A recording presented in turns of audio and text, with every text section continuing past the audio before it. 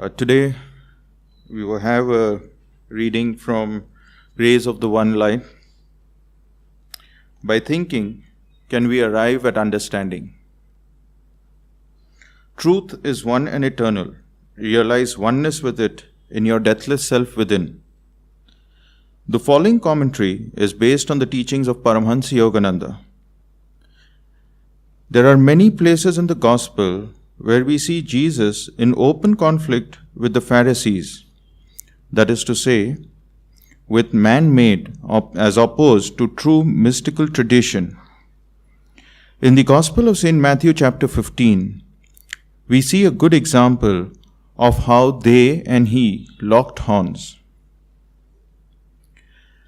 Then some of the scribes and Pharisees from Jerusalem came and asked Jesus, "Why do your disciples break our ancient tradition and eat their food without washing their hands properly first?"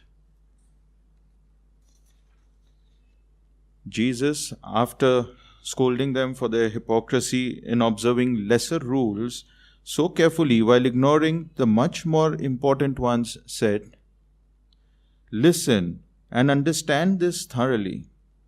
It is not what goes into a man's mouth that makes him common or unclean. It is what comes out of a man's mouth that makes him unclean." It wasn't that Jesus counseled against such wholesome practices as washing one's hands before eating. In an age, however, where lesser rules were given too much importance relative to the truly important observances, cleansing the heart of impure desires, for example, he emphasized the supreme importance of loving God and of communing with Him. The Pharisees, the orthodox religionists of his day, in other words, had brought true religion down to a level of intellectual hair-splitting. They mistakenly considered the way to understanding to lie through a minefield of definitions, which they tried to refine to ultimate exactitude. Jesus taught, however, that the intellect alone can never lead one to truth. Without love, indeed, there is no ultimate verity. Without fixity of purpose, born of the heart's devotion, the intellect wanders endlessly. It cannot settle for long on anything. As the Bhagavad Gita says in the 2nd chapter, the intellects of those who lack fixity of spiritual purpose are inconstant, their interests endlessly ramified. Thus, through holy scriptures, God has spoken to mankind. Om,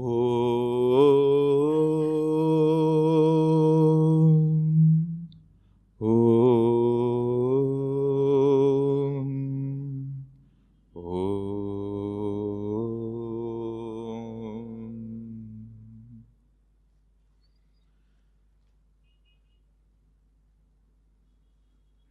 So through thinking, can we really arrive at understanding? A very interesting topic and very, very thought-provoking.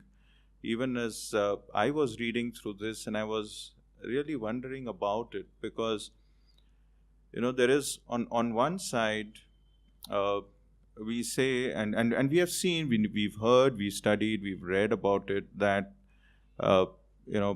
everything, creation, right from creation, everything actually originates and has originated from thought.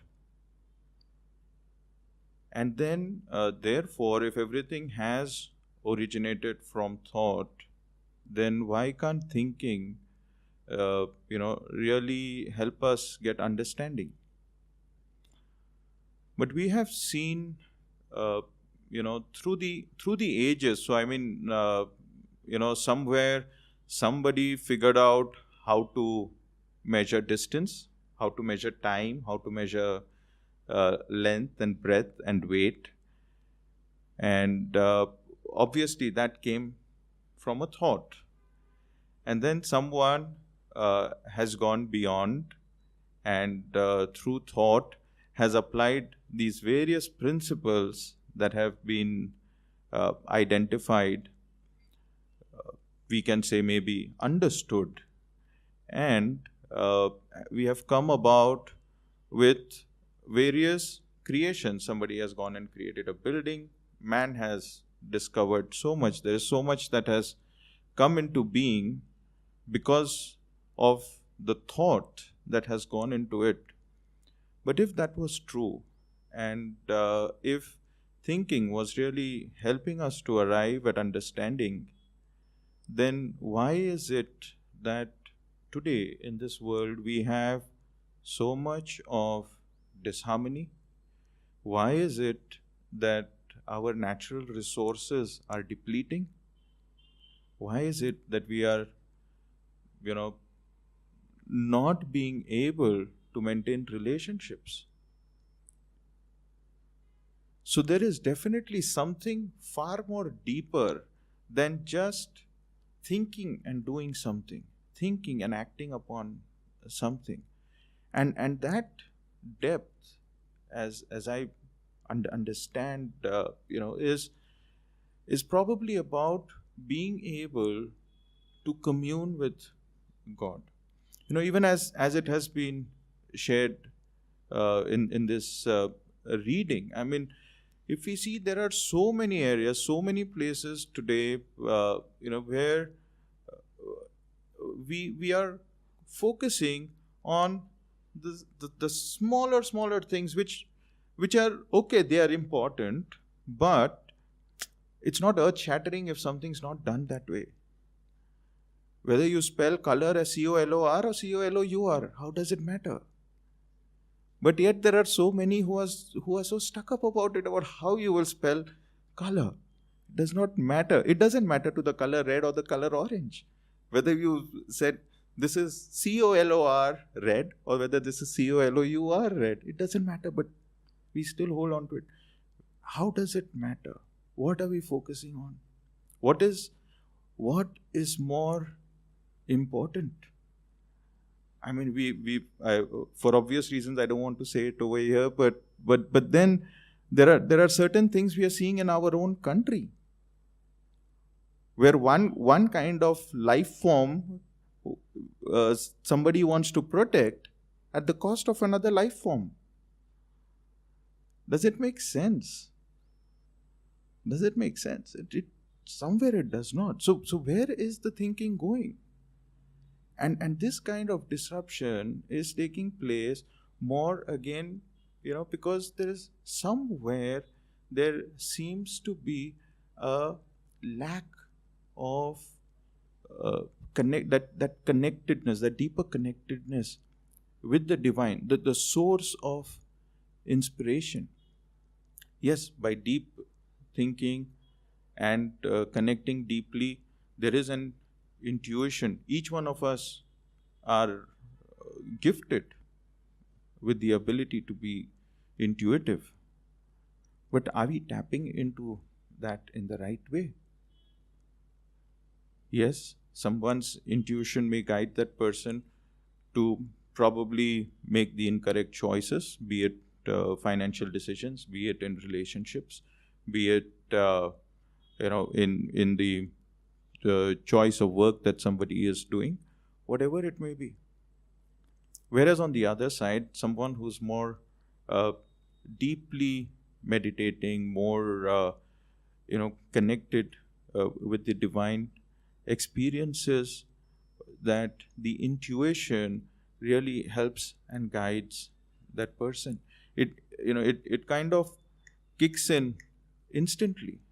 The intuition kicks in instantly to guiding further, and that is where the deeper level of understanding comes in. So it's not about just superficial thinking that kind of will help one to develop or achieve understanding about any subject, about any nature of work that one may want to do. But it is also about how deeply we commune with the divine. Yes, the start of everything has been through a thought. But is that thought in harmony? Are the thoughts that we think in harmony with the divine plan? When will we operate in divine plan? I mean, like I said at the start, if thought and by thinking we were really understanding, and because of that today we've done what we've done by way of creating all that we have in this world. Why was there a lack of understanding that we are going to run out of natural resources? That by breaking down the trees and blowing up the mountains, we are actually going to cause an ecological imbalance on this planet. That by having, yes, I mean, we've invented vehicles, all of that, yeah, but the use of so many vehicles and the pollution that it is causing, okay, and the harm that it is causing to the planet, why did we miss on that understanding? For the simple reason that as humans, we were again constantly drawn to what is good for me. How is it going to benefit me? What will I gain out of it? The greater picture, the harm that is being done to the entire ecology, to the entire environment, was missing somewhere in this entire process. So for all of us, with whatever it is that we want to do, whatever problems it is that we want to solve and solutions that we are looking at, it's not just about thinking around that problem. It's not about just going deep with thought, but it's also about communing with the divine when you are in the state. And that can be achieved only when we go deeper and deeper into our meditation. The deeper our meditation practice, the more easier it is for us to commune and connect with the divine, get that guidance, so that whatever we do is done more in harmony with the divine plan. We see this if all of us moving around on the streets of Pune. It's a wonderful place to really understand how our lives get into a mess, okay, when we don't go by the divine plan. A simple thing, a signal, people want to jump the signal, and everyone wants to jump that signal. Everyone wants to get onto the wrong side of the road when driving the car, and what happens? There's a traffic jam. Neither can someone come straight forward from the opposite side, nor are you able to go. You are stuck. And that's what it is with our lives. When we don't lead our lives in that harmony, with that divine harmony, then that's where all the chaos and all the imbalance starts taking place. So it's not just about superficial thinking, but it's about communing with the divine. I have another reading as well, so this is from Man's Eternal Quest. Seek a definite understanding of truth. So in the physical sciences, everything is systemized into definite conceptions. Combine two particular substances or two substances in a particular way, and there is a certain result.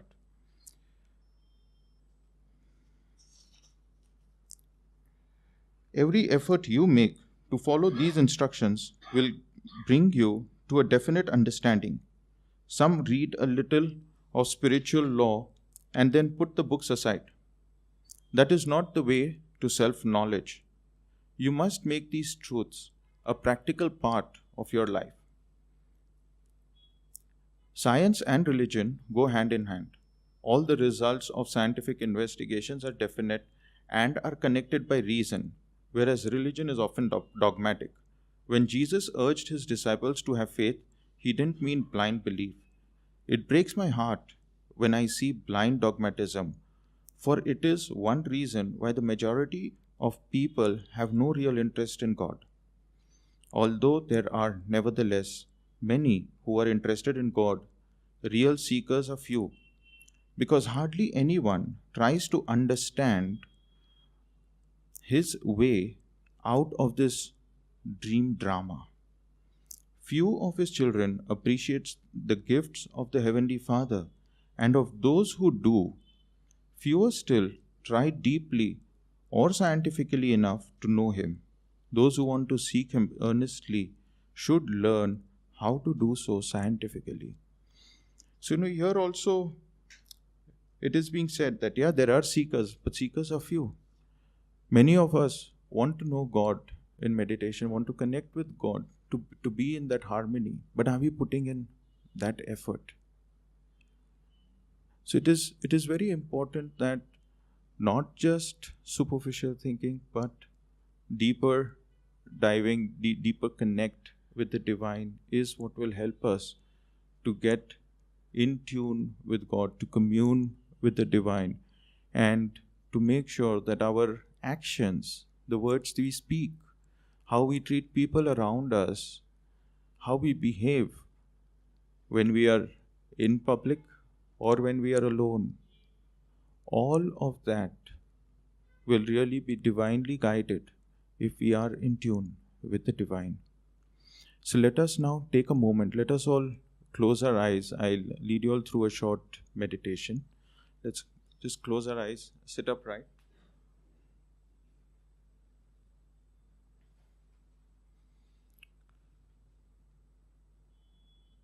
Visualize the rays of light flowing in through your medulla oblongata.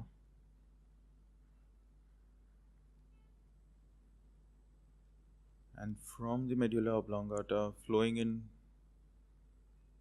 towards your spiritual eye.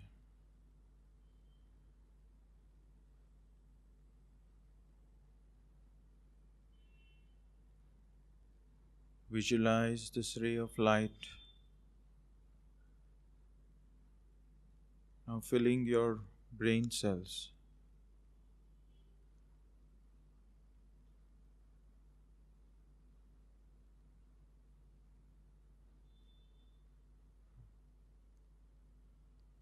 And from here flowing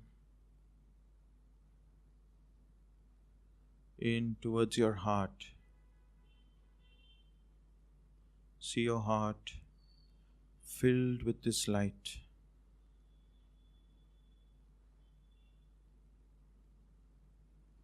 This divine light soothing your heart.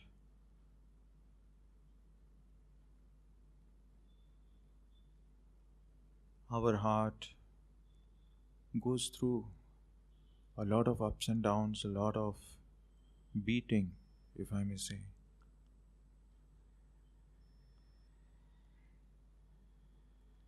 Visualize this light soaking the heart and filling it with deep peace.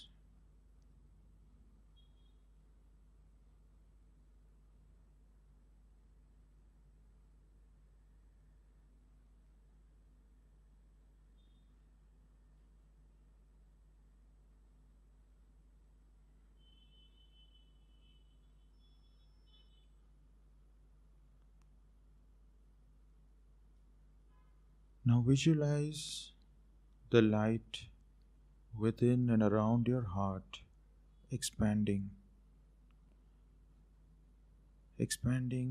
to fill every cell, every tissue, every fiber of your being.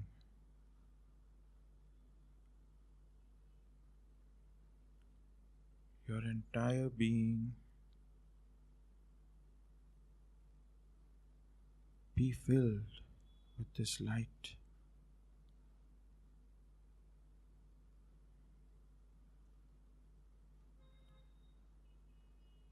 Allowing yourself to experience deep inner peace.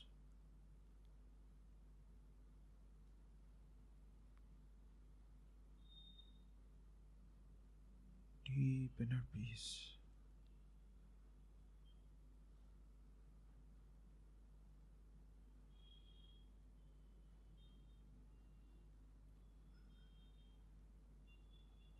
Allow yourselves to be soaked in this light from within and around.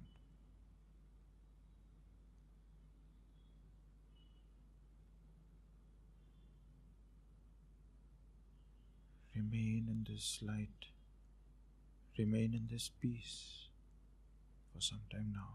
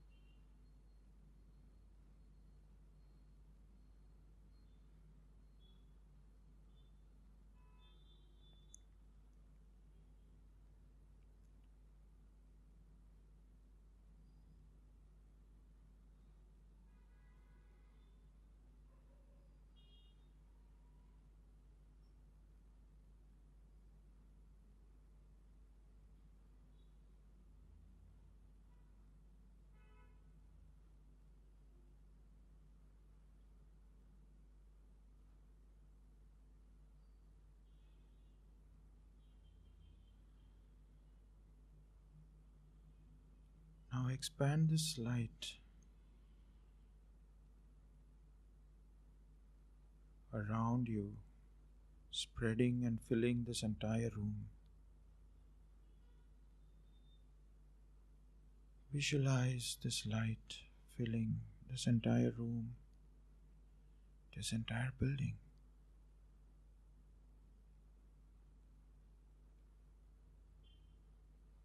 Visualize this light filling and surrounding your homes.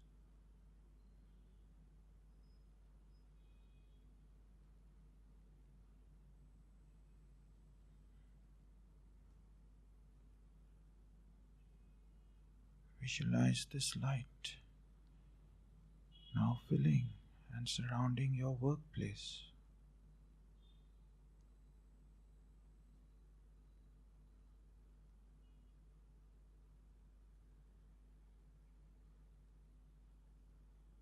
Visualize the light expanding and filling this entire city, this entire state, this country,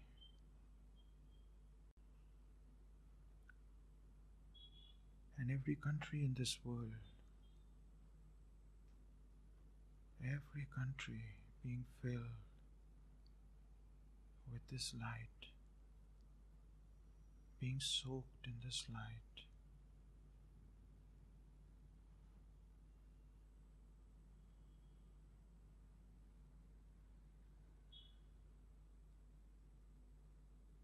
Visualize or imagine this light filling the entire planet,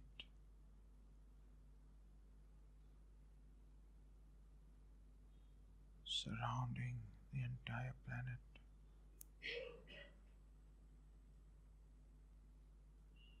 Soaking the hearts of every leader of every country with this divine light of love and understanding.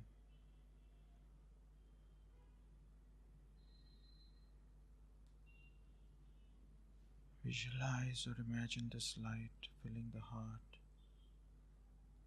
the beings of every leader of every nation.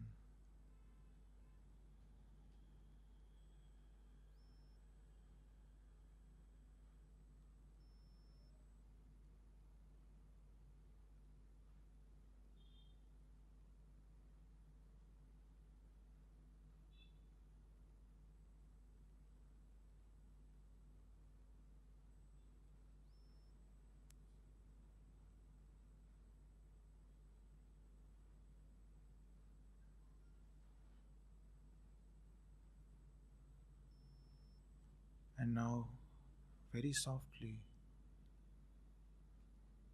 and you may repeat it mentally only, or you may repeat it softly what I say now. Divine Mother, fill this world with peace and harmony. Peace and harmony. Peace and harmony. Divine Mother, fill this world with peace and harmony. Peace and harmony. Peace and harmony. Divine Mother, fill this world with peace and harmony. Peace and harmony. Peace and harmony. Divine Mother, fill this world with peace and harmony. Peace and harmony. Peace and harmony. Divine Mother, fill this world with peace and harmony. Peace and harmony. Peace and harmony.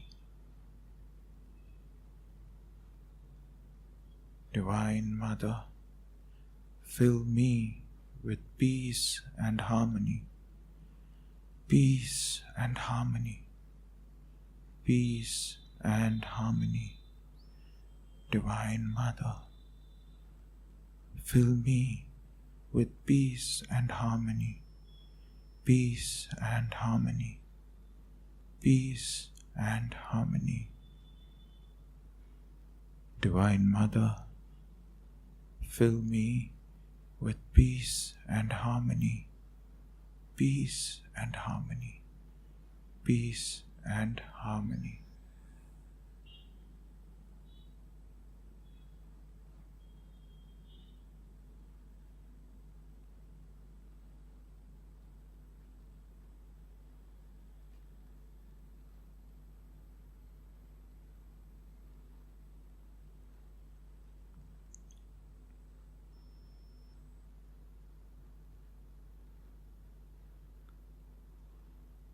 You